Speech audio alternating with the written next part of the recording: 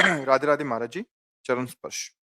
महाराज जी, हम 10 साल से निसंतान हैं। मेडिकल की सहायता से भी संतान की प्राप्ति नहीं हुई। 1 साल से आपको यूट्यूब पर सुन रहे हैं, जिससे समझ में आया कि जीवन का असल उद्देश्य भगवत प्राप्ति ही है।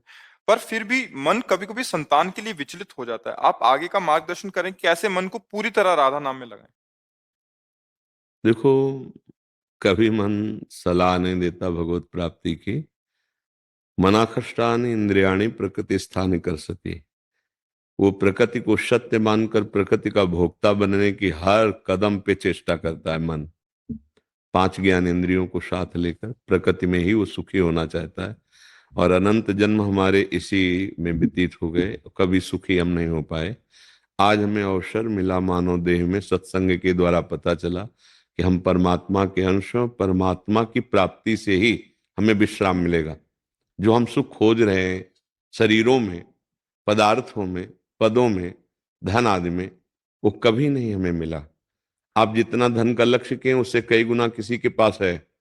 आप जो भोग की कल्पना करते हैं वो किसी के पास है, लेकिन वो भी असंतुष्ट है। देवराज इंद्र भी भोगों से असंतुष्ट हैं।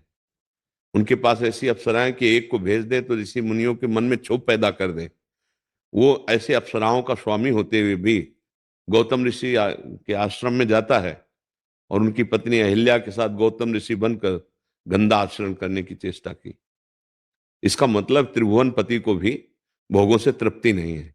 क्यों? जब तक भगवान के चरणों में चित्त नहीं जोड़ा जाएगा तो किसी को भी कोई भी भोग संतुष्ट नहीं कर सकता। अब अगर पुत्र होता है तो हमारा कर्तव्य बन जाता है, अगर पुत्र नहीं है तो हमारा परम कर्तव्य बनता है। दोनों मिलकर अब गोपाल जी को अपना माने, गोविंद को अपना माने और आजीवन भजन करके भगवान को प्राप्त हो तो मातृ ऋण, पितृ ऋण, देव ऋण, सब ऋणों से मुक्त हो जाओगे। भागवत में एकादश स्कंद में वर्णन है कि जो मेरा भक्त है वो समस्त ऋणों से मुक्त हो जाता है। इसलिए तुम्हें चिंता नहीं करनी। पुत्र नहीं है तो हम भगवान को सीधे बनाते हैं। वात्सल्य भाव से भगवान की उपासना करके हम भगवान को प्राप्त होते हैं। हमें कोई चिंता का विषय नहीं। मानवदेह पुत्र प्राप्ति के लिए नहीं मिला, मानवदेह भगवत प्राप्ति के लिए मिला है। अगर पुत्र होता है तो हम उसमें भगवत भाव करके अपने कर्तव्य का पालन करते हैं। अगर नहीं है तो हम आकांक्षा भी नहीं करते। जो ही प्यारो करे सोई मोहि भावे। आप अगर राजी हो कि हम दोनों ऐसे मिलकर भजन करें, बस हमें भजन कर। अब उसकी तरफ बार बार मन को, क्योंकि आपने उपाय कर लिया। आप कह रहे हैं कि हमने डॉक्टरों के द्वारा भी उपाय किया, सब किया, नहीं हुआ। इसका मतलब प्रारब्ध में हमारे संतान योग नहीं होता। तो हम संतान योग प्राप्त नहीं करने, हम भगवत योग प्राप्त करने आए हैं। अगर संतान हो जाती है तो उसकी भी सेवा करके भगवत योग ही प्राप्त करना है। हमारा लक्ष्य भगवत योग प्राप्त करना, भगवत प्राप्ति करनी। तो आपको निराश नहीं होना, मन की सलाह पे नहीं मानना।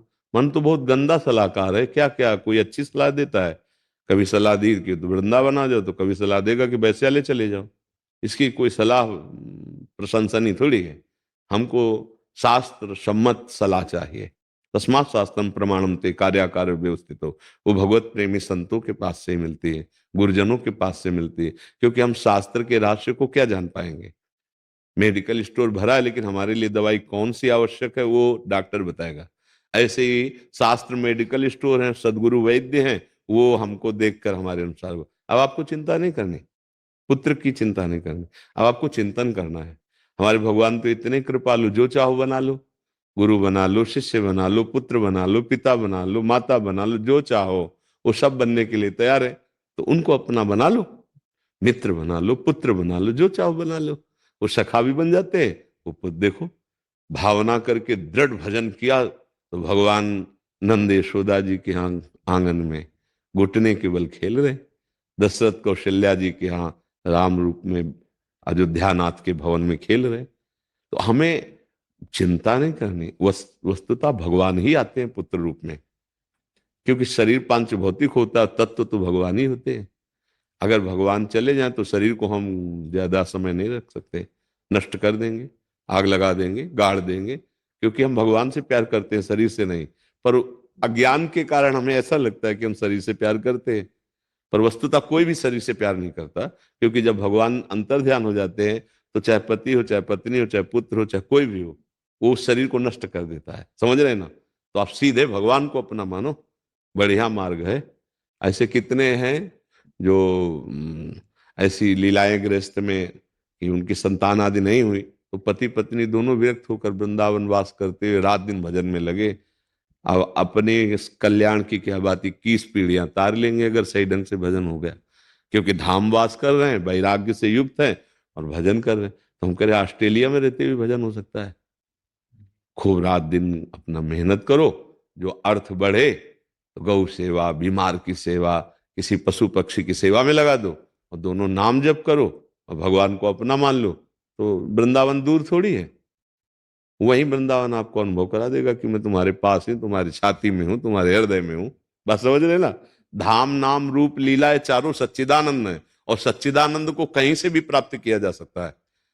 उसके लिए किसी स्थान विशेष की जरूरत नहीं। जहां से कहो सो कहां, जहां प्रभु नाही, ते समाज गिरजा में रहू, अवसर पाई बचन एक कहू, हरि व्यापक सर्वत्र समाना, और प्रेम ते प्रगट होए मैं जाना।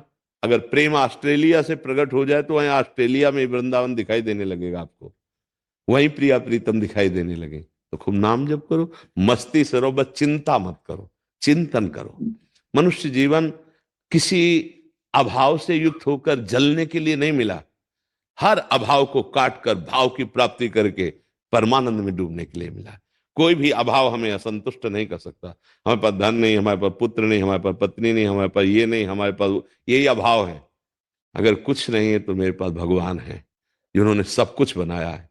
मैं उनका नाम जप करूंगा, उनका चिंतन करूंगा, उनको प्राप्त कर लूंगा। जिनके प्राप्त करने के बाद कुछ प्राप्त करना बाकी नहीं रहता। मेरे जीवन का लक्ष्य भगवान बड़ी कृपा की, जो मुझे ऐसा कर दिया कि अब एक ही रास्ता रह गया, केवल भगवत प्राप्ति। बड़े कृपालु हैं, ऐसा सोचना चाहिए। हम निगेटिव सोचे ही क्यों, नकारात्मक भाव क्यों बढ़ने दें। इसलिए अच्छे भाव का सृजन करो और भगवान की प्राप्ति में चलो। ठीक है।